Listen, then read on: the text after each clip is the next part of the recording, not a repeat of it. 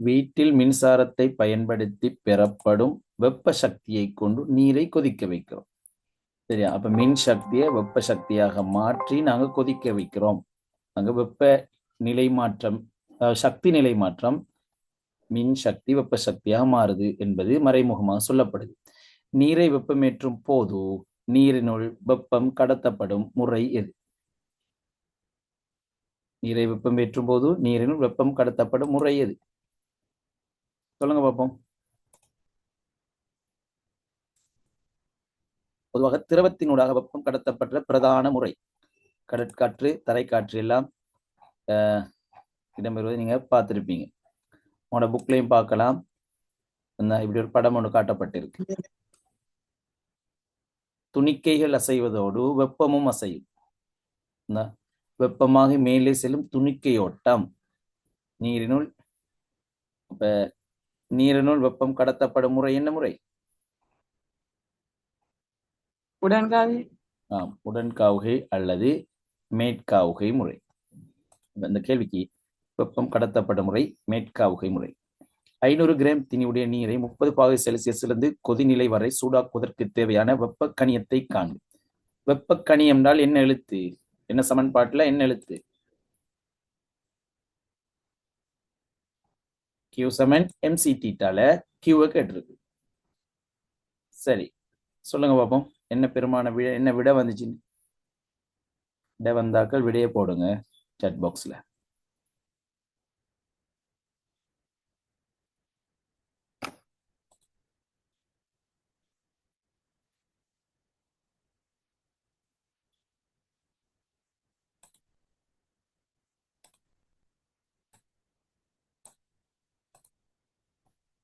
சரி, விடைய போடுங்க.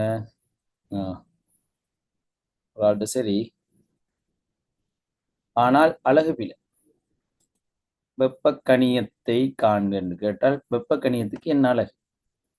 உங்களோட விட சரி, அழகு பிழை ஒரு ஆள்ட. சரி, அடுத்த அனுப்புங்களே பார்ப்போம்.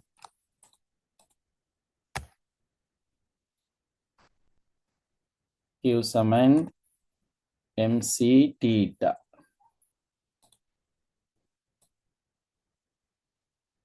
தீட்டா. சரி, இப்ப Q சமன் m எத்தின? 500 கிராம். 500 கிராம் 500 1000ஆல பிரிக்கணும். 500 நாங்க 1000ஆல பிரித்தால் கிலோகிராமுக்கு மாறும். ஆகவே அடுத்தது என்ன செய்யணும்? நாங்க சி தன் வெப்ப கொள்ளளவு 4200ஆல பெருக்கணும். 4200 தர வெப்பநிலை மாற்றம் 30 பாகை செல்சியஸிலிருந்து கொதிநிலை வரை. கொதிநிலைன்னா 100, அவ 30. ஆகவே எத்தனை வரும்?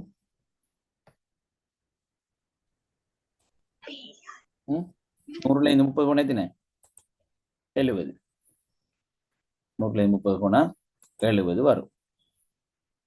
சரியா? சூடாக்குவதற்கு தேவையான வெப்ப கணியத்தை காண்க. இப்ப இதை நீங்க சுருக்கினீங்கன்னா சரி. சுருக்கி சொல்லுங்க பாப்போம்.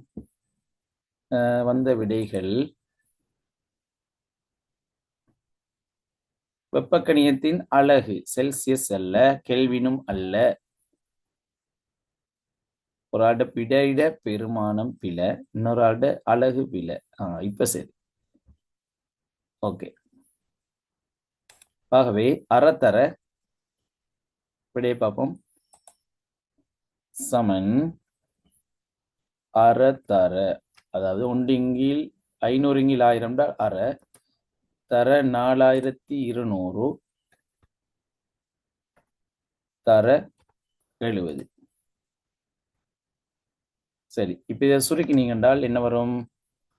2100. 4200 2ஆல சுருக்கினால் 2100. 2100 நாங்க 70ஆல பெருக்கணும். 70ஆல பெருக்கினால் விடை எத்தனை? சரியா? விடை எத்தனை? 7 7. சுருக்கி சொல்லுங்க பாப்போம். நான் மேல டைப் பண்றேன். Q சமன் 7 7 7 14. அப்ப 147 வருது. 7 7 7 14. அது பிறகு இதுல 2 சைபர், இதுல ஒரு சைபர், 3 சைபர் சேருது, 3 சைபர் சேருது. ஆகவே யூல். ஆகவே இதை நாங்க 1000ஆல பிரிச்சா கிலோ யூலுக்கு வரும். ஆகவே 140, 1000ஆல பிரிச்சா 3 சைபர் வெட்டுப்படும். ஆகவே 147 கிலோ யூல் என்பதே விட. சரியா? உங்களோட விடைகளை திருத்திக் கொள்ளுங்க.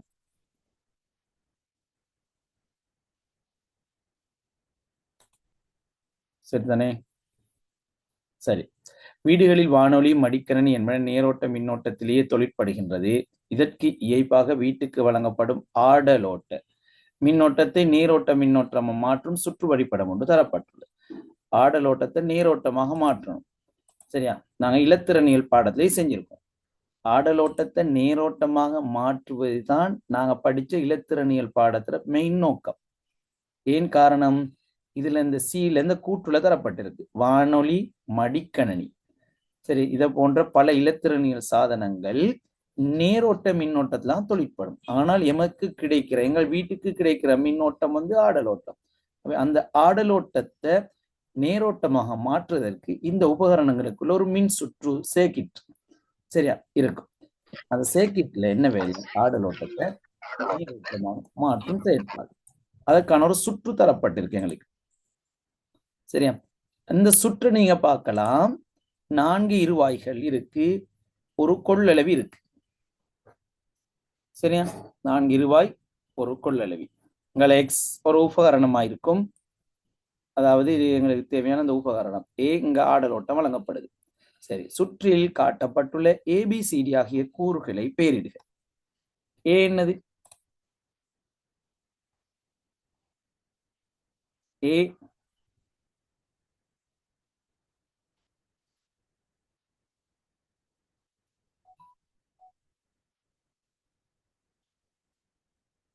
சொல்லுங்க பிள்ளைகள். ஏ இந்த இப்படி ஒன்று போட்டிருக்கு பாருங்க, இப்படி எஸ் வடிவம், அல்லது இப்படி உங்களோட புக்ல இப்படி இருக்கும். அது என்னன்னு சொல்லுங்க பார்ப்போம். ஏ என்பது அம்பியர் மானில ஏன்னு போட்டிருக்கு. அம்பியர் மானின்னு சொன்னா இப்படி போடும், வட்டத்துக்குள்ள அந்த ஏ வரும். இது பக்கத்துல ஏ வந்திருக்கு. அதாவது எங்களுக்கு முதலாக என்ன கிடைக்குது? ஒரு ஆடலோட்டம் கிடைக்கும். அப்ப அந்த வடிவத்துல காட்டப்பட்டிருப்பது ஒரு ஆடலோட்டம். சரியா? அவை ஏ என்பது ஆடலோட்ட முதல். ஏ என்பது ஆடலோட்ட முதல். நாங்க பார்ப்போம். இதுல பாருங்க, இந்த இருக்கு, இந்த வடிவம் ஒன்று போட்டிருக்கு. ஏ என்பது ஆடலோட்ட முதல் அல்லது ஆடலோட்ட பிறப்பாக்கி. இந்த வடிவம் காட்டப்பட்டிருக்கு. இதே சுற்று நாங்கள் காட்டுறால் ஒப்பமாக்கல் இந்த இருக்கு. அப்ப இந்த இடத்துல காட்டப்பட்டிருக்கு ஏ. அப்ப ஏ என்னது? ஆடலோட்ட முதல். பி என்னன்னு பாருங்க. பி பி எங்க? இந்த இருக்கு. பி என்றது இந்த பகுதி. இந்த பகுதி என்னன்னு சொல்லுங்க பாப்போம். பி நீங்க மின்காந்தவியல் பாடத்திலையும் படிச்சிருக்கீங்க. அந்த பாடத்தையும் படிச்சிருக்கீங்க. அந்த குறியீடு என்ன குறியீடுன்னு சொல்லுங்க பாப்போம். அது நிலை மாற்று. சரி, நிலை மாற்று டிரான்ஸ்ஃபார்மர்னு படிச்சிருக்கீங்க. உங்களுக்கு காற்றென்றால் நிலை மாற்றியின் குறியீடு நீங்க மின்காந்த தூண்டல், அதாவது இந்த நிலை மாற்றியின் குறியீடு தான் இருந்திருக்கு. நிலை மாற்றி சுற்று வழிப்படத்தை கீழே உள்ள ஒரு காற்று நிலை மாற்றி. அப்ப இதெல்லாம் சேர்ந்து ஒரு குறியீடு. சரியா? அதுதாங்க பின்னு காட்டப்பட்டிருக்கு. அப்ப பி என்பது நிலை மாற்றி. சி என்னது? இந்த இருக்கு சி. சி கண்டுபிடிக்கலாம் இலகுவாக. இந்த 4 இருக்கு சி. சி என்பது இருவாயி. சி என்பது இருவாயி. டி என்பது இந்த இருக்கு, இரண்டும் சமமான இரு கோடுகள், அது கொள்ளளவி. டி என்பது கொள்ளளவி. இந்த இருக்கு சி. இதுல அங்க சி தான் காட்டப்பட்டிருக்கு. கொள்ளளவு ஏ பி சி டி. ஏ என்பது ஆடலோட்ட முதல், பி என்பது நிலைமாற்றி, சி என்பது இருவாயி, டி என்பது கொள்ளளவி. சரியா?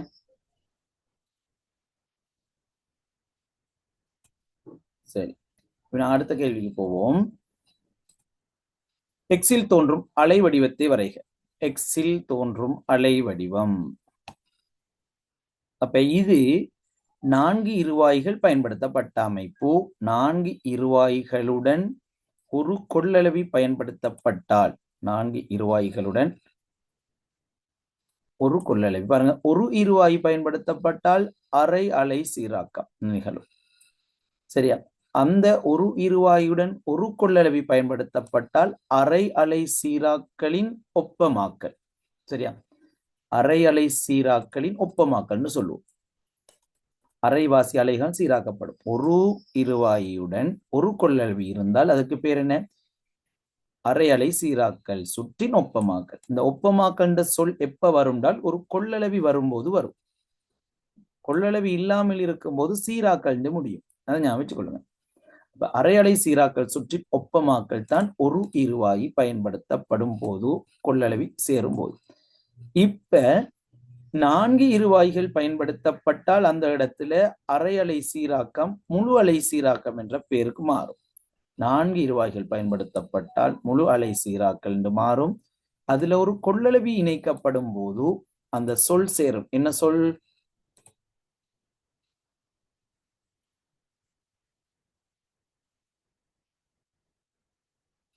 என்ன சொல்? ஒப்பமாக்கல் என்ற சொல் சேரும். சரியா? ஒப்பமாக்கல் என்ற சொல் சேரும். ஆகவே இதுல நீங்க பார்க்கலாம், பாருங்க, முழு அலை சீராக்கல் சுற்றின் ஒப்பமாக்கல் அந்த சொல் வரும். ஆகவே இந்த கேள்வியை பாருங்க, எக்ஸில் தோன்றும் அலை வடிவம். அப்ப முழு அலை சீராக்களின் ஒப்பமாக்கல், அதற்கான கிராஃப் நாங்க வரையணும். அதற்கான கிராஃப் பாருங்க, முழு அலை சீராக்கல் சுற்றின் ஒப்பமாக்கல், இந்த கிராஃப் வரும். சரி, இதை வரைஞ்சா சரி. அதாவது ஆடலோட்டமாக போய்கொண்டிருந்த மின்ன, இப்படி போயிட்டு இருந்த மின் ஆரம்பத்துல இப்படிதான் இருக்கும். ஆடலோட்டமா போயிட்டு இருந்த மின்ன நாங்க கிட்டத்தட்ட இப்படி எடுத்திருக்கோம். பாருங்க, இந்த ஒப்பமாக்கல் இந்த அளவு நேர்கோடா எடுக்காவிட்டாலும் 4 இருவாய்களும் ஒரு கொள்ளளவியும் பயன்படுத்தி கிட்டத்தட்ட ஒரு அந்த வடிவத்துக்கு எடுத்திருக்கோம். பாருங்க, இப்ப இதுதான் முழு அலை சீராக்கல் சுற்றின் ஒப்பமாக்கல். அவை இந்த கிராஃப் வரைஞ்சிங்கன்னா சரி. சரியா? இந்த புள்ளி புள்ளி காட்டப்பட்டிருப்பது ஒப்பமாக்கலுக்கு முன்னர் இருந்த நிலைமை. இப்படியான நிலைமை தான் இப்படி மாறி இருக்கு என்று காட்டுறதுதான் இந்த கிராஃப். சரியா? இப்படி ஒரு நேர்கோடு இல்லாட்டியும் கிட்டத்தட்ட அதுல கூடல் குறைவு, மின்னோட்டமும் மின்னழுத்தமும் கூடல் குறைவு ஏற்படுது. அவ இந்த கிராஃப் நீங்க வரையணும். சரிதானே? விலங்கலாட்டி கேளுங்க. சரி, அம்புக்குறியிடப்பட்ட பியிலிருந்து யூ, இந்த இருக்கு பி,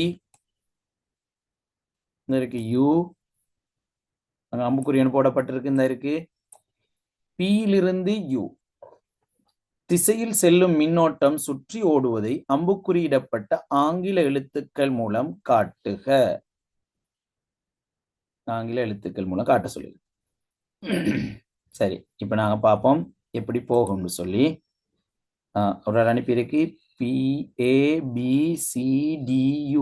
சரி, அடுத்த பாருங்க எப்படி போகும், அந்த வழியிலயா போகும். நாங்க இப்ப வரைஞ்சு பார்ப்போம்.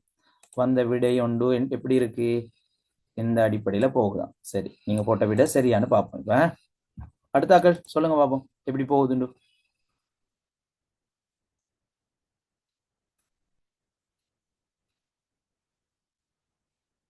நீங்க போட்டு பாருங்க ஒரு அம்புக்குறி. அப்ப உங்களோட நீங்க என்ன பிழை விட்டீங்கன்னு கண்டுபிடிக்கலாம். உங்களுக்கு நான் அம்புக்குறி போடும் போத நீங்க உங்களோட பாதையை வரைஞ்சு காட்டுங்க. சரி, இதுல நீங்க முக்கியமாக கவனிக்க வேண்டிய விடயம் என்னவென்றால், மின்னோட்டம் எங்கு தொடங்கிச்சோ அதே திசையில வரக்கூடாது. பீல தொடங்கினா திரும்ப யூல இருந்து பீக்கு வரக்கூடாது. அப்படித்தானே? பீல இருந்து யூக்கு சென்ற மின்னோட்டம் திரும்ப யூவிலிருந்து பியை நோக்கி வரக்கூடாது. பியினூடாக பியை நோக்கி வரலாம். சரியா? அப்ப அதை ஆரம்பிச்சால் ஆரம்பித்த இடத்தை நோக்கி வரணும். இப்ப நாங்க பார்ப்போம் எங்க போகுதுன்னு. சரி, பில இருந்து யூ, அடுத்தது இந்த இடத்துக்கு போக யூல இருந்து விக்கு போகாது. காரணம் என்ன? அது பின்முக கோடல். அப்ப முன்முக கோடல் என்றால் இப்படி போகுது. சரியா? இப்ப யூல இருந்து டி, அப்ப பி யூ, நாங்க பக்கத்துல போட்ட விடப்பில்லை. சரியா? பி ஏ இல்லையே. சரி, B A B C D U, அந்த விடப்பில. சரி, நான் இதை பார்ப்போம். பி யூ அப்புறம் எங்க போகுது? யூல இருந்து டி நோக்கி போகும், முன்முக கோடல். டீல இருந்து சியை நோக்கி போகாது. காரணம் என்ன? அப்படி போனால் அது பின்முக கோடலாக அமையும். இப்ப டீல இருந்து இப்படி போகுது கரண்ட், இப்படி போய் உங்கால போகுது, திரும்ப இதனூடாக இப்படி போகுது, திரும்ப இப்படி போகும். கருத்துக்களை பார்த்துக்கொள்ளுங்க.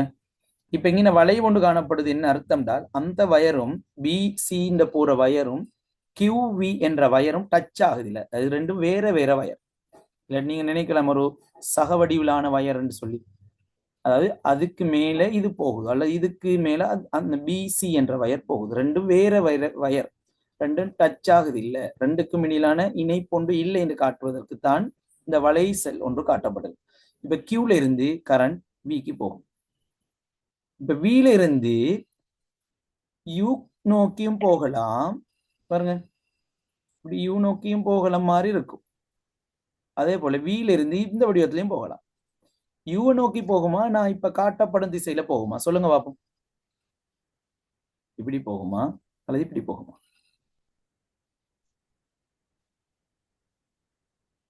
எங்க நோக்கி போகும்? இது சரியா அல்லது யூவை நோக்கி போகுமா? யூவை நோக்கி போகும். யூவை நோக்கி போகணும் வந்துருக்கு. யூவை நோக்கி போகாது. இப்ப எழுதினது சரி. ஏன் யூவை நோக்கி போகாது? அது முன்முக கோடலா இருந்தாலும் யூவை நோக்கி போனாலும் திரும்ப அது பியை நோக்கி போகணும். வந்த பாதையில கரண்ட் ஒரு போது திரும்பி போகாது. சரியா? சுற்றித்தான் போகும். அடுத்த வயரால வந்த ஒரு வயரால இப்படி வந்துட்டு திரும்ப அதே வயரால ரிவர்ஸ்ல போகாது. கரண்ட் அப்படி ரிவர்ஸ்ல போற இன்னொரு வயரால வந்து சுற்றுப்பூரணப்படுத்தப்படும். இப்ப என்ன செய்யும்? வீல இருந்து நான் இப்ப காட்டப்பட்டுள்ள திசையில வரும். காட்டப்பட்டுள்ள திசையினூடாக திரும்ப சீனூடாக போகாது. ஏது திரும்ப சீனூடாக போனாலும் திரும்ப அதே பாதையில போகுது இல்ல. ஆரம்பிச்ச பாதையில சுற்றுப்பூரணப்படுத்தப்படணும்டால் இப்படி வரும், பியை நோக்கி வரும். சரியா? பியை நோக்கி வந்து பியில இருந்து இப்ப பியை நோக்கி வரும். பாருங்க, இப்ப பாருங்க, திரும்ப பியில இருந்து யூவை நோக்கி போகும். இப்ப ஒரு முழு சுற்றொன்று பூரணப்படுத்தப்படுதா இல்லையா? முழு சுற்று பூரணப்படுத்தப்படுது.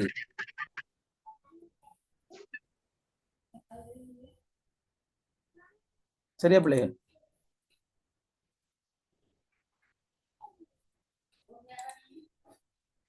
சரி, ஆகவே இதுல கேட்ட கேள்விக்கு சுற்றியோடு அம்புக்குறியிடப்பட்ட ஆங்கில எழுத்துக்கள் மூலம் காட்டுக. பியில இருந்து யூ, யூல இருந்து டி, டில இருந்து அப்படி எஸ், எஸ்னோட ஆர், ஆர்ல இருந்து கியூ, கியூல இருந்து வி, வில இருந்து இந்த இடத்துக்கு வந்து பிக்கு வந்து பியினூடாக வந்து சேரும். சரியா? வந்து சேரும். அப்ப நீங்க குறிச்சிருப்பீங்கன்னு நினைக்கிறேன். புக்லையும் காட்டப்பட்டிருக்கு அப்படியான ரெண்டு படம். இதுல பாருங்க.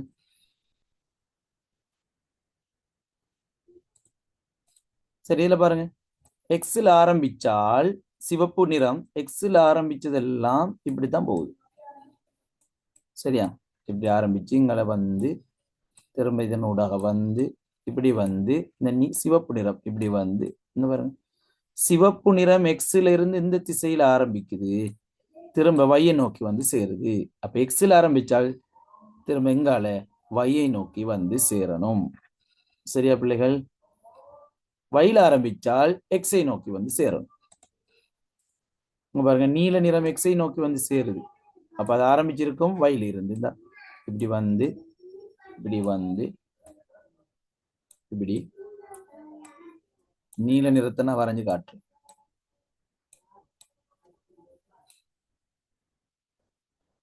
இப்படி போகுது. அப்ப வைல ஆரம்பிச்சா எக்ஸ்ல வந்து சேரும், எக்ஸ்ல ஆரம்பிச்சா வைல வந்து சேரும். சரியா? அது திரும்ப பூரண சுற்றாகணும்னா திரும்ப இப்படி வந்து சேரும். அப்ப முழு வட்டம், முழு சுற்றொண்டு உருவாக்கப்படும். சரி, ஆன்சரை மார்க் பண்ணிக்கொள்ளுங்க.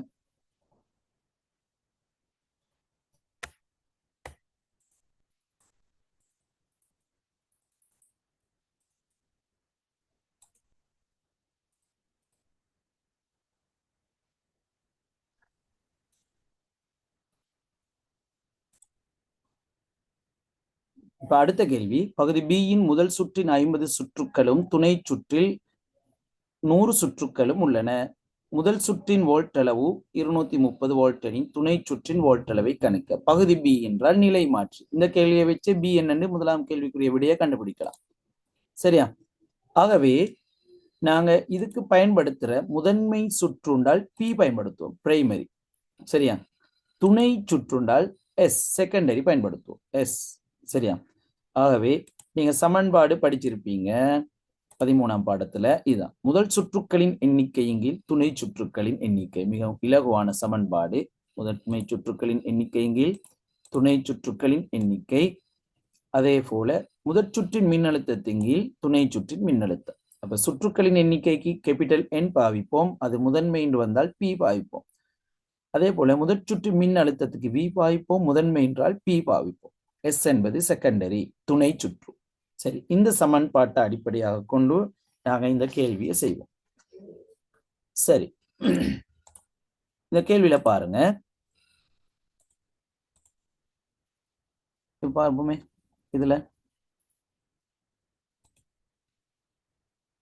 சரி, என்பிஎன்எஸ் விபி விஎஸ் போட்டு செய்கிறது உங்களுக்கு மிகவும் பொருத்தம்.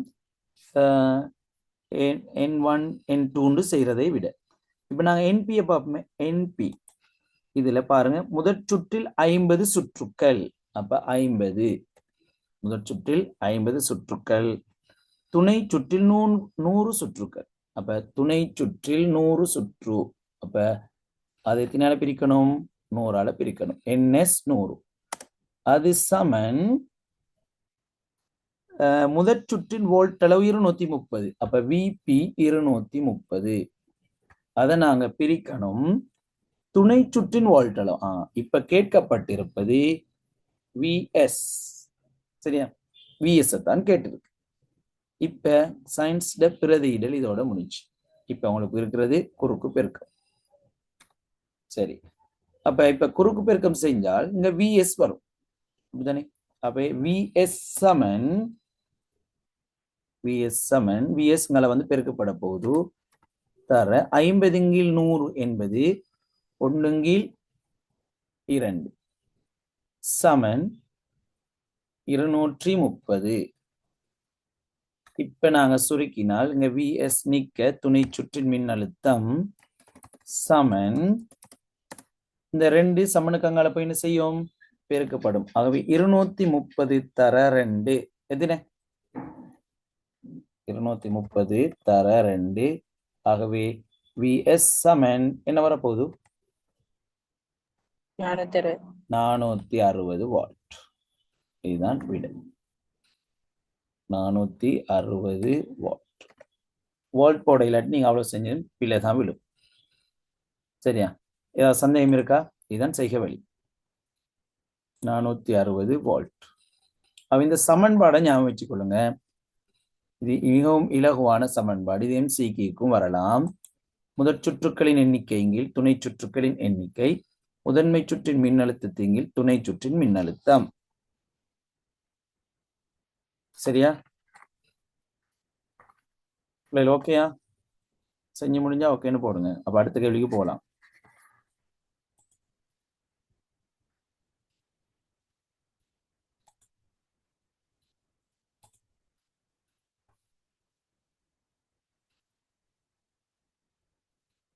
சரி, அடுத்த போடுங்க. ஓகே, இப்படி ஒரு கேள்வி எதிர்பார்க்கப்படுது. சரி, இதுல ஒரு சின்ன மேலதிக தகவலும் நீங்க தெரிஞ்சுக்கொள்ளுங்க. சரியா? இதுல இதே பாடத்துல இன்னொரு சமன்பாடு இருக்கு. என்ன சமன்பாடு? P பி சமன் விஐ உங்களுக்கு தெரியும். பி சமன் விஐ. அப்ப படி உயர்த்தி நிலைமாற்றி படிக்குறை நிலைமாற்றி எல்லாம் தெரியும்.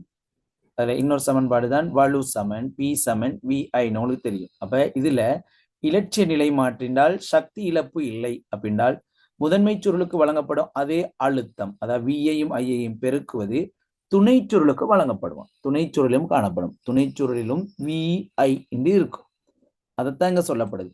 அப்படி நாங்க பார்த்தால் பி சமன் முதன்மை சுருளின் அழுத்தம், அதாவது முதன்மை சுருள் உள்ள அழுத்தம் எப்படி போடலாம்? இப்படி பி பவர் பிரைமரி சமன் பவர் வலு செகண்டரி. பிபி சமன் பிஎஸ். முதன்மைக்கு வழங்கப்படும் வலு சமன் துணைக்கு வழங்கப்படும் வலு. சரியா? முதன்மையில் உள்ள அதே வலு துணைக்கும் செல்லுமாக இருந்தால் பி சமன் விஐ ஒரு சமன்பாடு உங்களுக்கு தெரியும். பி சமன் விஐ. அப்ப பி சமன் விஐல முதன்மை என்பதனால விபி ஐபின்னு போடுவோம். அதே அழுத்தம் துணைக்கு வருவதனால பிஎஸ் நாங்க விஎஸ்ஐஎஸ். பி சமன் விஐல செகண்டரி என்பதனால விஎஸ்ஐஎஸ். ஆகவே இப்படியான கேள்வி மேல உள்ள சமன்பாடும் இந்த சமன்பாடும் தொடர்பாகியும் உங்களுக்கு கேள்விகள் வரலாம். அவை ரெண்டு சமன்பாட்டையும் நீங்க நல்லா விளங்கி வச்சுக்கொள்ளுங்க. அதற்கான விளக்கம் தரப்பட்டிருக்கு. முதன்மை சுருளின் ஓட்டம், துணை சுருளின் ஓட்டம், முதன்மை சுருளின் அழுத்த வித்தியாசம், துணை சுருளின் அழுத்த வித்தியாசம். இதே விடயங்கள் உங்களுக்கு கேள்வியாக தரப்பட்டு புத்தகத்துல கேள்வி கேட்டு அது உங்களுக்கு விடையும் செய்க வழியோட விடையும் தரப்பட்டிருக்கு மெட்ஸ்ல மாதிரி. இதுல பாருங்க, இதுல கடைசிக்கு கேட்பாங்க இப்படி ஒரு கேள்வி. இது எவ்வகை நிலை மாற்றி ஆகும்? அதாவது எவ்வகை நிலை மாற்றி விபியையும் விஎஸ்ஐ நீங்க ஒப்பிடணும். இதுல உதாரணத்துக்கு பார்ப்போம். இதுல முதன்மைக்கு கிடைக்கும் ஓட்டம் அல்ல மின்னழுத்தம்னு வரணும். ஓட்டம்னால் 2 ஆம்பியர் வரணும். இந்த சின்ன பிள்ளை இருக்கு, புக்ல இருந்தா அப்படி மாத்திக்கொள்ளுங்க. முதன்மை சுருளுக்கு அழுத்த வித்தியாசம் தான் இருக்கு. முதன்மை சுருளுக்கு அழுத்த வித்தியாசம்டா அது என்ன எழுத்து? விபியா விஎஸ்ஆ?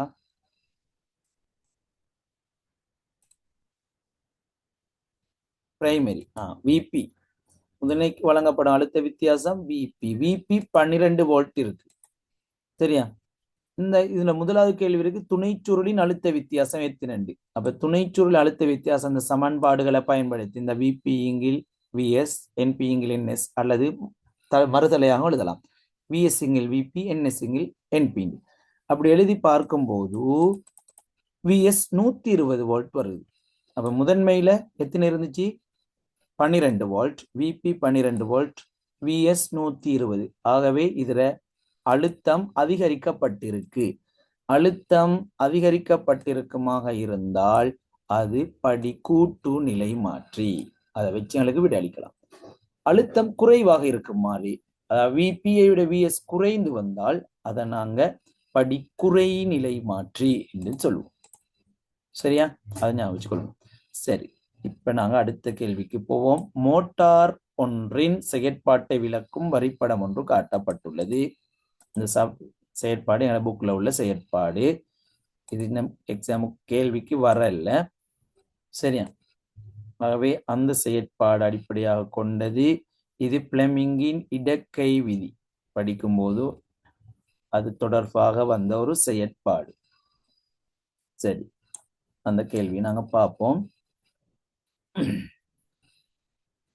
எளிய நேரோட்ட மோட்டார் மின்னை கொடுத்து இயக்கத்தை பெறுவது. மின்சக்தி இயக்க சக்தியாக மாற்றும் சந்தர்ப்பங்களை பிளெமிங்கின் இடக்கை விதி அது சம்பந்தமான இந்த செயற்பாடைத்தான் இங்க கேள்வியா வந்திருக்கு.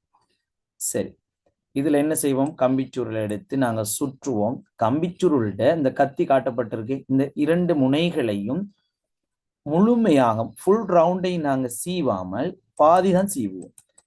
பாதி சீவினால் இப்படியான ஒரு அமைப்பு கிடைக்கும். அப்ப இங்கால மின்னோட்டம் வந்து அந்த பாதியான அமைப்பு படும்போது மாத்திரம் மின்னோட்டம் வந்து இந்த சுருளினூடாக சுற்றி திரும்ப இங்கால வந்து அந்த ஊசியினூடாக வந்து இங்க சுற்று பூரணமாகும்.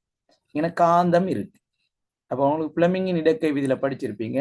காந்தப்புலம் இருக்கு, மின்னோட்டம் செல்லுமாக இருந்தால் 3வது விடயமாக அங்க இயக்கம் ஒன்று உருவாகும். சரியா? காந்தப்புலம் மின்னோட்டம் இரண்டும் இருக்கு. மூன்றாவது விஷயமாக அங்க என்ன உருவாகும்? இயக்கம் உருவாகும். சரியா? மின்காந்த விசைன்னு நீங்க படிச்சிருப்பீங்க. அவை அதை அடிப்படையாக கொண்டுதான் இந்த கேள்வி வந்திருக்கு. பிளமிங் இடக்கை விதி இந்த இருக்கு. மின்னோட்டம் வழங்கப்படும், அது காந்த புலத்தில் இருந்தால் மூன்றாவது விடயமாக விசை உண்டாகும். சரியா? விசை வழங்கப்பட்டு காந்த புலத்துல விசை வழங்கப்படும் போது மின்னோட்டம் உருவாகிறது தான் வழக்கை விதி. அதாவது டைனமோக்கு உதாரணம் சொல்லலாம். இது வீட்டிலுள்ள மோட்டார். மின்னோட்டம் வழங்கப்படும் போது விசை உருவாகினால் அது இடக்கை விதி. ஞாபகம் வச்சுக்கொள்ளுங்க. 3 விரல்கள் ஒன்றுக்கொண்டு செங்குத்தாக வைக்கும் போது ஓட்டத்தின் திசை நடுவிரல், காந்தப்புலத்தின் திசை சுற்று விரலினாலும் குறிக்கும் போது, அப்ப கடைசியாக நாங்க விசையை குறிப்பிட்டால் அது இடக்கை விதி, இறுதியாக நாங்க மின்னோட்டத்தை குறிப்பிட்டால் அது வழக்கை விதி. அவ்வளவுதான் வித்தியாசம். 2 கைகளும் வித்தியாசம். அப்ப மின்சக்தி இயக்க சக்தியாக மாறுவது இடக்கை விதி, இயக்க சக்தி மின்சக்தியாக மாறுவது வழக்கை விதி. பிளமிங்கின் இடக்கை விதி, வழக்கை விதி 2 இருக்கு. சரியா? பெருவினால் காட்டப்படும் திசையில் கடத்தி மீது இயக்கம் விசை உருவாகும். அவை ஞாபகம் வச்சுக்கொள்ளுங்க. மின் காந்த விசை ஞாபகம் வச்சு. சரி, மின்காந்த விசை ஓர்டர் மாறப்படாது. சரியா? பெருவிரல்ல முடிக்கணும். மின்காந்த விசை. சரி, இப்ப நாங்க இந்த விடயத்துக்கு வருவோம். சரி, இதுல முதலாவது கேள்வியை பாருங்க. சுற்றில் மின்னோட்டம் பாயும் போது உமது அவதானம் யாது? கரண்ட் போன என்ன நடக்கும்? காந்த புலத்துல கரண்ட் போகுது. ஆகவே அந்த சுருள் என்ன செய்யும்? இந்த வளையம் சுழலும். சரியா? ஆகவே உமது அவதானம் என்ன? வளையம் சுழலும். சுற்றும் எழுதக்கூடாது, சுழலும் எழுதணும். காந்தப்புலம் உருவாகிறது, மின்னோட்டம் செல்கிறது. ஆகவே கம்பி வளையம் சுழலும். சரிதானே? அதுதான் முதலாவது கேள்விக்கான விடை. கம்பி வளையம் சுழலும். சுற்றுன்னு எழுதக்கூடாது. கம்பி வளையத்தை சுற்றில் இணைக்க முன்னர் ஏபி பகுதிகளை சுரண்டுவது ஏன் என விளக்குக. ஏபி பகுதிகளை சுரண்டுவது ஏன்? இந்த படத்துல ஏபின்னு தரையில, ஏ என்று பி நாங்க படத்துல பார்த்தோம். ஏ மற்றும் பி பகுதிகளை சுரண்டுவதன் மூலம் மின் தொடர்பை சரியாக ஏற்பட்டு மின்னோட்டத்தை தடையின்றி பாயும். காந்தப்புலம் உருவாகிறது. கம்பி சரி. சரி, கம்பி வளையத்தை சுற்றில் இணைக்க முன்னர் ஏபி பகுதிகளை சுரண்டுவது ஏன் என விளக்குக. சரியா? நாங்க புத்தகத்துல இருந்து பார்ப்போம். இந்த ஏபின்னு போடப்பட்டு இந்த கத்தி காட்டப்பட்டிருக்கு. இந்த முனைகள் தான் சுரண்டப்படும். ஏன்னு சொன்னா இது காவலிடப்பட்ட செப்பு கம்பி. காவலிடப்பட்டால் மின்னோட்டம் நேரடியாக டச் ஆகினா, சுரண்டாமல் டச் ஆகினா அதனோட கரண்ட் போகாது. சுரண்டப்படணும் அல்லது வெட்டப்படணும். சரியா? இப்ப காவலிடப்பட்ட கம்பி என்பதனால அது ஒரு பக்கம் மாத்திரம் சுரண்டப்படும். சரி, இதுல பாருங்க. இதுல இருந்து நீங்க விடையை எடுத்துக்கொள்ளுங்க. கம்பியின் இரு முனைகளிலும் அரை பகுதி மாத்திரம் காவலிடப்பட்ட பகுதி. ஏன் சுரண்ட? அதுல காவலிடப்பட்டிருக்கு. அது டச் ஆகினா மின்னோட்டம் போகாது, சுரண்டப்பட்டாதான் மின்னோட்டம் போகும். அரை பகுதி மாத்திரம் காவலிடப்பட்ட பகுதி நீக்கப்படுவதற்கான காரணம் சுருளின் அரை சுழற்சியின் பின் மிகுதி அரை சுழற்சியின் போது மின்னோட்ட பாய்ச்சலை தடுப்பதற்கு. ஏன்னா ஒரே திசையில சுழலனுமாக இருந்தால் அரை சுழற்சியின் போது மாத்திரம்தான் மின்னோட்டம் வழங்கப்படணும். ஃபுல்லா நாங்க சுரண்டினா என்ன பிரச்சனை அப்படி கேட்டால், காவலிடப்பட்ட பகுதி முழுமையாக அகற்றப்பட்டால் அரை சுழற்சியின் போது முன்னர் தோன்றிய விசை இணைக்கு எதிரான திசையில் விசையினை தோன்றி சுழற்சியை பாதிக்க செய்யும். அதாவது 2 பக்கமும் சுழல பார்க்கும். சரியா? நாங்கள் இடக்கை விதியை பிரயோகித்தால் 2 பக்கமும் சுழல்வதை தடுப்பதற்கு, தொடர்ச்சியான சுழற்சியை ஏற்படுத்துவதற்கு, இதை தவிர்க்கும் முகமாகத்தான் மோட்டார் அமைக்கப்பட்டிருக்கு. சரியா? மோட்டார்ல திசை மாற்றி ஒன்று இருக்கு. திசை மாற்றி, அதன் மூலம் அந்த பிரச்சனை தீர்க்கப்படும். ஆனால் நாங்க இந்த இடத்துல அந்த தீர்க்க முடியாத என்பதனாலதான் அரைவாசி மாத்திரம் சுரண்டப்படும். 2வது அரை சுழற்சியின் போது மின்னோட்ட பாய்ச்சல் தடுக்கப்படுவதனால் சுருள் தொடர்ச்சியாக அத்திசையில் சுழலக்கூடியதாக உள்ளது. இங்கு 2வது அரை சுழற்சியின் 1வது அரை சுழற்சியின் போது பெற்ற உந்தத்தின் திருப்பமே காரணமாகும். ஏற்கனவே உள்ள அந்த விசையின் மூலமாக, அந்த உந்தத்தின் மூலமாக தொடர்ச்சியாக ஒரே திசையில் சுழலக்கூடியதாக இருக்கும். சரியா பிள்ளைகள்? இந்த விஷயம் உங்களுக்கு விளங்கிட்டு நினைக்கிறேன். அவை காரணம் கேட்டால் இந்த விடயங்களை ஹைலைட் பண்ணி நான் காட்டியிருக்கேன். இந்த விடயங்களை நீங்க குறிப்பிடணும். விலங்கு இல்லாட்டி என்கிட்ட கேட்கலாம். சரி, நான் அடுத்த கேள்விக்கு போவோம்.